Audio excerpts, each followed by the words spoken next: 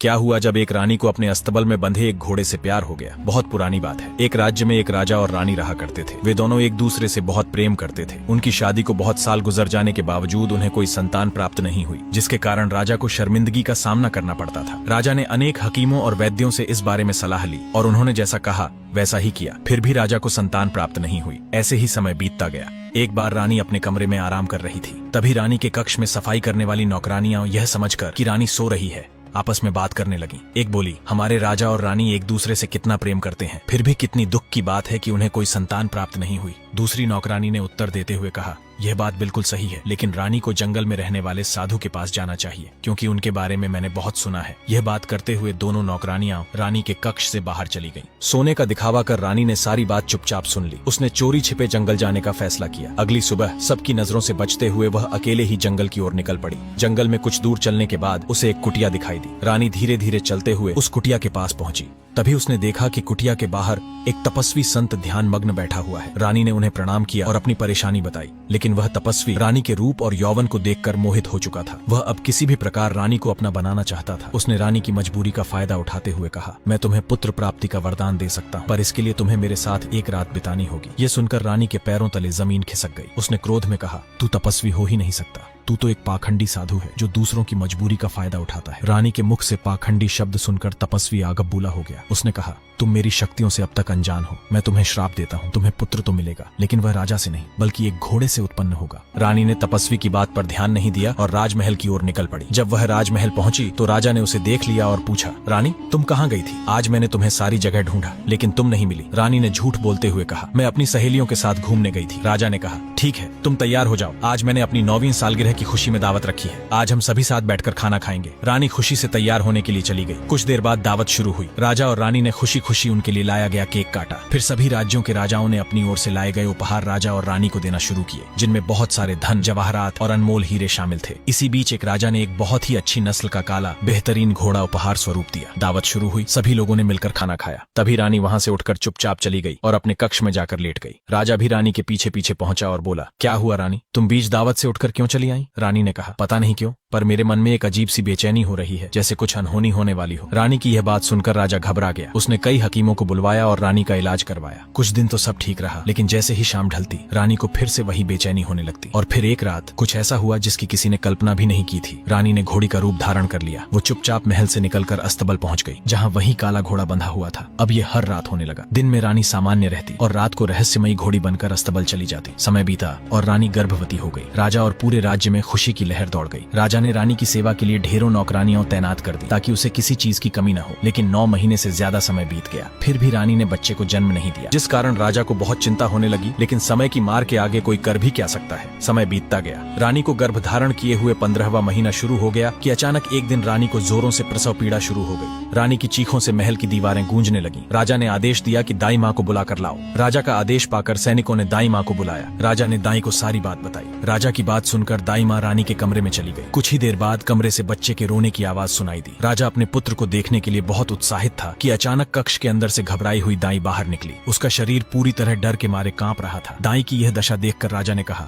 दाई तुम इतनी घबराई हुई क्यों हो, और रानी का स्वास्थ्य कैसा है? उसने पुत्र को जन्म दिया है या पुत्री को? यह बोलकर राजा दाई के मुख की तरफ देखने लगा, लेकिन दाई के मुख में तो जैसे दही जम गया हो। वह कुछ बोल ही नहीं रही थी, बस डर के मारे कांप रही थी। दाई के कुछ न बोलने पर राजा ने कमरे में जाने का फैसला किया और वह कमरे में चला गया। वहाँ उसने देखा कि रानी के पास एक बच्चा सो रहा है, जिसका आधा शरीर लड़के का है और आधा शरीर घोड़े का। यह देखकर राजा हैरान रह गया। उसके पैरों तले जमीन खिसक गई और वह वहीं बेहोश हो गया। जब राजा को होश आया तो उसने देखा कि रानी बिस्तर पर बैठी रो रही है। राजा ने रानी से कहा, शायद भगवान हमें खुश देखना ही नहीं चाहता, इसीलिए वह हमारे साथ इस प्रकार कर रहा है। राजा की बात सुनकर रानी और जोर जोर से रोने लगी। राजा ने आश्चर्य से पूछा, क्या हुआ रानी, तुम रो क्यों रही हो? रानी ने कहा, मैं आपको कुछ बताना चाहती हूँ, लेकिन मुझे आपसे ये वादा चाहिए कि आप मुझे कुछ कहेंगे नहीं। और राजा ने कहा, तुम बिना डर के बताओ रानी, अगर तुमने 7 खून भी किए हैं तो वो भी तुम्हारे लिए माफ है। रानी ने यह सुनकर बताना शुरू किया, मैं जंगल में गई थी, जहाँ एक साधु ने मुझे श्राप दिया कि मेरे पेट से राजा का बच्चा जन्म न लेकर एक घोड़े का बच्चा जन्म लेगा, और उस दिन के बाद से मैं रोज रात को एक घोड़ी बन जाती हूँ, और उसके बाद तो मुझे कुछ याद नहीं रहता। रानी की यह बात सुनकर राजा को रानी पर बहुत गुस्सा आया, लेकिन राजा रानी से वादा कर चुका था, इसलिए राजा ने रानी से कुछ नहीं कहा और कक्ष से बाहर चला गया। बाहर जाकर उसने सैनिकों को बुलाया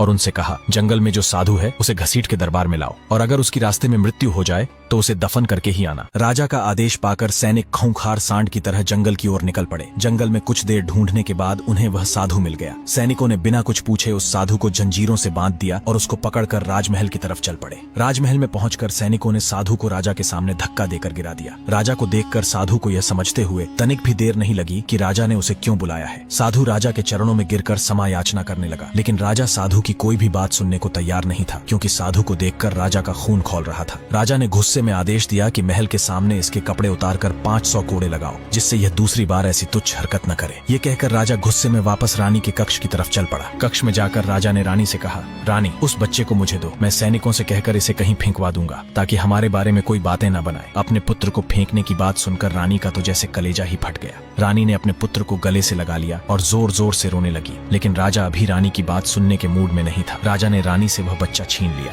तभी रानी ने रोते हुए कहा, इस मासूम बच्चे की क्या गलती है? इसने अगर मेरी कोख से जन्म लिया है तो यह आपका भी पुत्र हुआ, और आप अपने ही पुत्र को ऐसे नहीं फेंकवा सकते। राजा का दिल पिघलने वाला नहीं था। राजा ने कहा, रानी, अगर हम इसे नहीं फेंक पाए तो यह बात आग की तरह फैल जाएगी और लोग अलग अलग तरह की बातें बनाएंगे।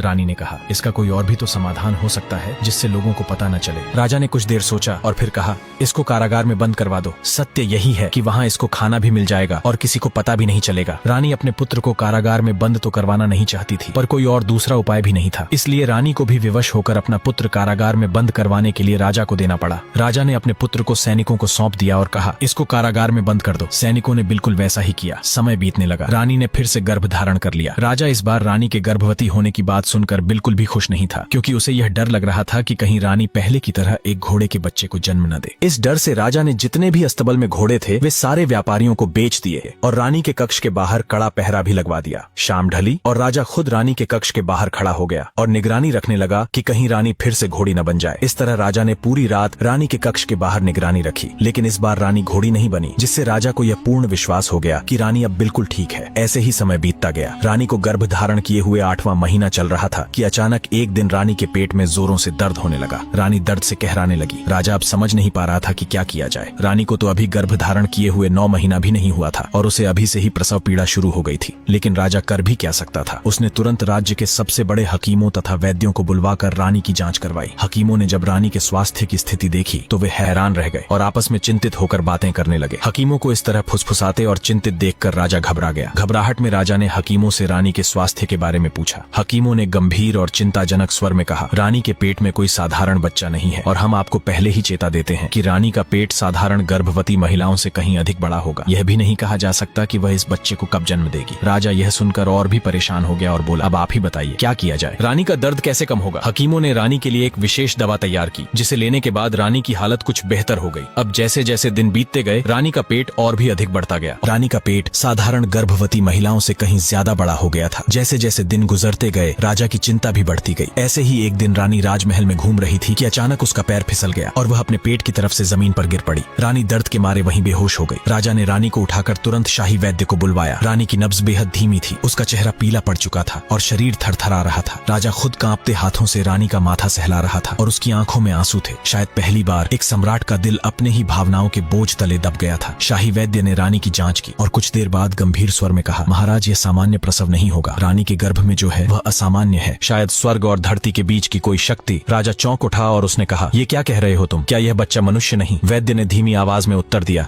मनुष्य है, परंतु कुछ और भी हो सकता है उसमें, हम केवल अनुमान ही लगा सकते हैं। यह कहकर वैद्य ने रानी को एक विशेष औषधि दी, जिससे रानी ठीक हो गई। अब जैसे ही शाम ढली रानी को प्रसव पीड़ा शुरू हो गई। रानी की हालत ऐसी थी कि अगर उसने अभी बच्चे को जन्म नहीं दिया तो उसकी मृत्यु हो सकती थी। राजा ने दाई को बुलाया। दाई ने रानी के पेट को पकड़कर उसके बच्चे को जन्म दिलवाया। जैसे ही बच्चे का जन्म हुआ, बच्चे की किलकारी से पूरा राजमहल गूंज उठा। दाई बहुत उत्सुक हो गई राजा को बताने के लिए कि रानी ने एक पुत्र को जन्म दिया है जो कि स्वस्थ है। दाई अपने आप को रोक नहीं पाई और राजा के पास जाकर उसे सब कुछ बता दिया। राजा यह सुनकर बहुत खुश हुआ और उसने दाई से कहा, बोलो दाई, तुम्हें क्या चाहिए? तुम जो मांगोगी वह मिलेगा। दाई ने कहा, सोच लीजिए महाराज, एक बार फिर आप क्या बोल रहे हैं? राजा ने कहा, मैंने जो वादा कर दिया उसके बाद मैं पीछे नहीं हटता। तुम मांगो, तुम्हें क्या चाहिए? इतना सुनते ही दाई ने कहा, मुझे आपका जो पहला पुत्र था वह चाहिए। राजा ने सोचा, वैसे भी मैं अपने उस पुत्र को अपने पास नहीं रखता और अगर उसे यह दाई रखेगी तो उसके लिए ही अच्छा होगा। यह सोचकर राजा ने कहा, तुम उसे ले जा सकती हो अपने साथ। यह सुनकर दाई बहुत खुश हुई और राजा के पुत्र को एक टोकरी में डालकर महल से ले गई। घर जाकर उसने अपने बेटे की पत्नी से कहा, बहू क्या हुआ? अगर तुमने अभी तक किसी बच्चे को जन्म नहीं दिया, भगवान ने तेरी किस्मत में तो एक दिव्य बच्चा लिखा था जो आज मुझे मिल गया है। यह कहकर दाई ने टोकरी से बच्चे को निकाला और अपनी बहू को दे दिया। बहू के हाथ में जाते ही बच्चे का चेहरा सामान्य हो गया। ये देखकर दाई के बेटे की बहू बहुत खुश हुई और राजा के बेटे को अपने पुत्र की तरह प्रेम करने लगी।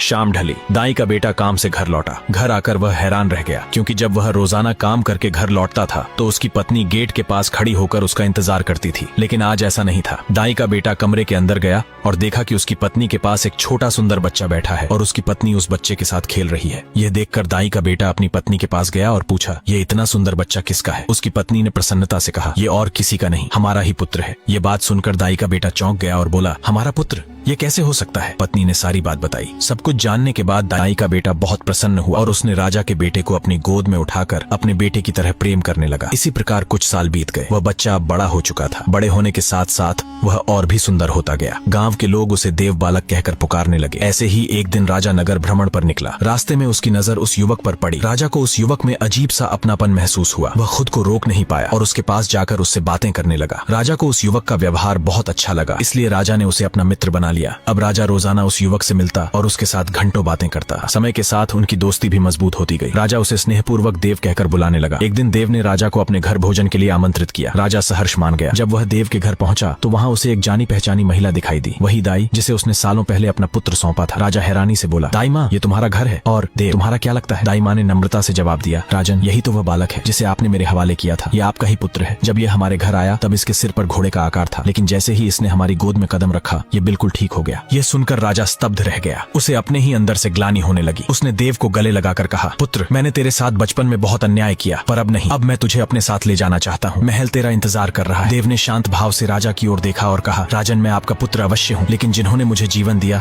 पाला पोसा, प्यार और संस्कार दिए, वे ही मेरे असली माता पिता हैं। मैं उन्हें छोड़कर कहीं नहीं जाऊंगा। राजा यह सुनकर कुछ पल के लिए शांत हो गया। फिर उसने देव का हाथ थामा और कहा, अगर तू महल नहीं आएगा तो मैं ही तेरे पास आऊंगा, हर त्योहार, हर जरूरत में, क्योंकि अब मैं तुझे दोबारा खोना नहीं चाहता। अब यह सुनकर सभी खुश हो गए और बड़े प्रेम से रहने लगे। तो दोस्तों, कैसी लगी है आपको ये कहानी? कमेंट में जरूर बताएं और चैनल को सब्सक्राइब करें ताकि आगे भी आपको ऐसी कहानियां देखने को मिलती रहे।